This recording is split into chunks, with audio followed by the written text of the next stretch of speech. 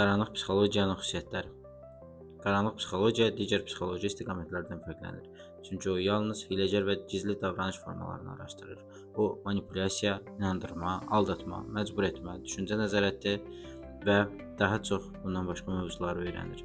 Ən qaranlıq şəxsiyyətlərə malik insanların zehninə daxil olmağa çalışır və onların başqalarına necə zərər verdiklərini anlamağa cəhd edir.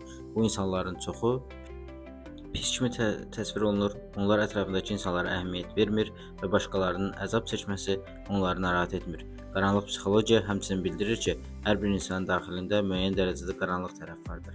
Amma bu o demək deyil ki, hər kəs bu tərəfini həyata keçirməyə üzə çıxartmaq istəyir. Bu yırtıcı davranış hər birimizə yatmış vəziyyətdə ola bilər. Amma çox az insan onu gerçəkdə həyata keçirmək istəyir. Bu impulslar adətən təkamülün nəticəsidir. İnsanda bu cür 3 əsas instinkt vardır. Seks, aqressiya və özünü qoruma.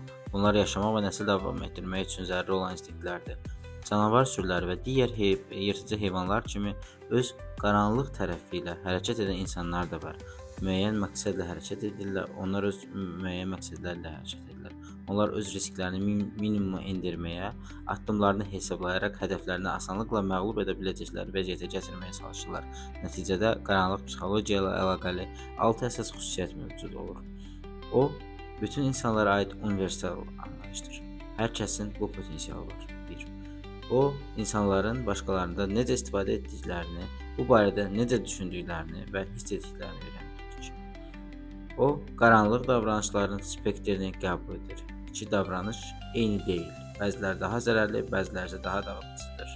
Bu spektr törədilən hərəkətin şər və qeyri-insani səviyyəsindən asılıdır. 3. Bütün insanlar zorakı və yırtıcı davranış potensialına malikdir. 4. Qaranlıq psixologiyanın mahiyyətini anlamaq insanlara bu impulsları idarə etmək və tanımaq imkanı verir. 5. Eyni zamanda başa düşülür ki, bu davranış formalarının bəziləri təkamül zamanı sağ qalma mexanizmlərinin nəticəsidir. 6. Qaranlıq psixologiyanın istifadəçiləri. Qaranlıq psixologiyanın hiyləgər təbiətinə baxmayaraq bir çox insan onu pis niyyəti olmadan da istifadə edirlər.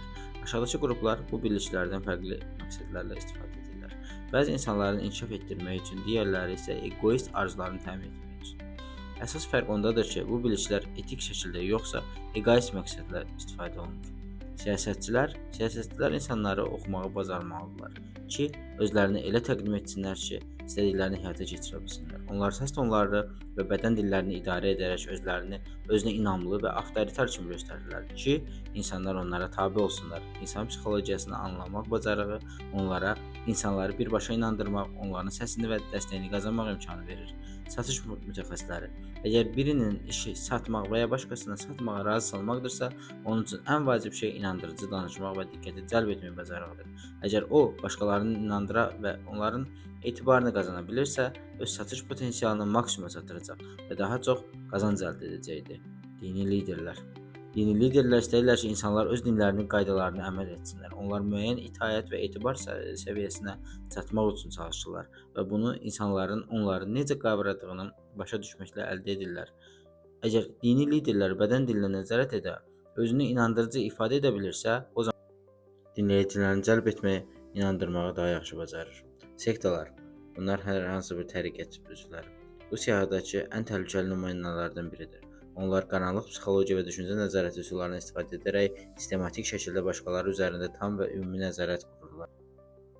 Onlar öz hərəkətini, nəticələrini bilirlər, hədəflərini tədqiq edir, onları düşüncə tərzini gizlicə dəyişdirirlər və nəticədə öz sistemlərinə tam tabe qullar yaradırlar. Vəkillər, məhkəmədə vəkillər özlərini düzgün təqdim etməyi bacarmalıdırlar. Çünki məhkəmə insanlardan bir şey şübhəsiz sübut etməyi tələb edir. Vəkil dediyinə tam inandığı təəssüratını yaratmalıdır ki, istədiyi nəticəni əldə etsin. Məsələn, müştərisinin günahsız olduğunu sübut etmək istəyən vəkil, hətta içində şübhə olsa belə başqalarını onun günahsız olduğuna səmimi inandırmağı bacarmalıdır. Narsistlər, egoist və öz mənfəətini düşünən narsistlər də qaranlıq psixologiyanı tez-tez istifadə edirlər. Onlar hədəf insanları qorxu və təzyiqlə tabe olmağa məcbur edirlər. Və zaman keçdikcə doğru düymələrə basaraq sadəcə onların zehnini ələ alırlar.